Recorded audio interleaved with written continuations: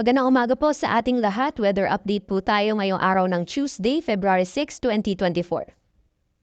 So sa kasalukuyan po, easterlies pa rin or yung mainit na hangin na nagagaling sa dagat Pasipiko ang patuloy na nakakaapekto sa silangang bahagi ng ating bansa. And kung makikita po dito sa satellite image, although wala pong binabantayan na low pressure area, may naobserbahan po tayo mga cloud clusters sa kasalukuyan sa may silangan at timog na bahagi ng Mindanao. So asahan po natin posible po ito magdala ng mga kalat-kalat mga pagulan, pagkidlat at pagkulog sa bahagi ng Caraga, Davao Region, pati na rin ng Soc-Sargen.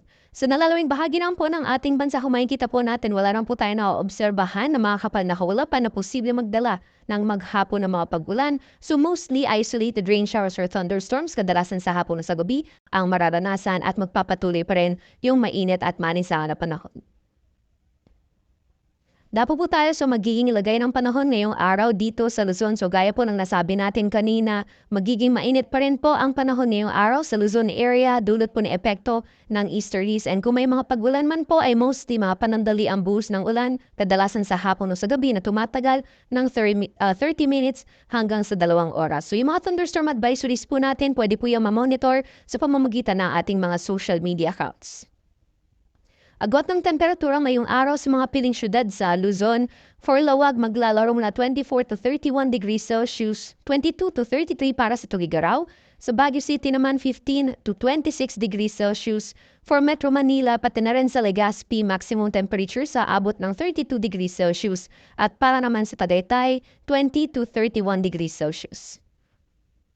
So magiging laday naman po ng panahon dito sa Palawan, Visayas at Mindanao. So unahin po muna natin yung areas na posibleng makaranas ng maulan na panahon. So gaya po ng nasabi natin kanina, over areas po ng Caraga, Davao Region at Soc-Sargen, makakaranas po tayo ng mga kalat-kalat mga pagulan. So posible po yung mga katamtaman hanggang sa paminsan-minsan malalakas na mga pagulan.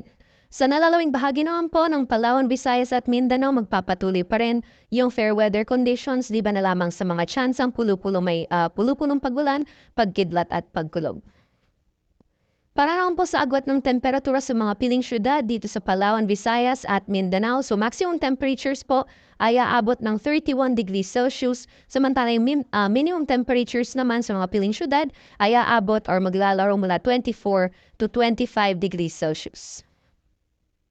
Sa kalagayan man po ng ating karagatan, wala po tayong nakataas na gale warning, although may kita po natin moderate to rough seas pa rin ang mararanasan sa may hiladong bahagi sa Northern Luzon at silang bahagi naman ng Southern Luzon, Visayas at Mindanao. So iba yung pag-iingat pa rin po sa mga planong pumalaot sa mga nasabing baybayin.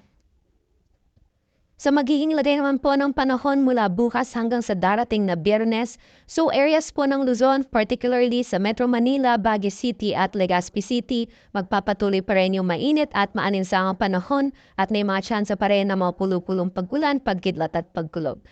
At iyan po muna ang latest mula dito sa Pag-asa Weather Forecasting Center. Ako po si Rhea Torres. Magandang umaga, ingat po tayong lahat.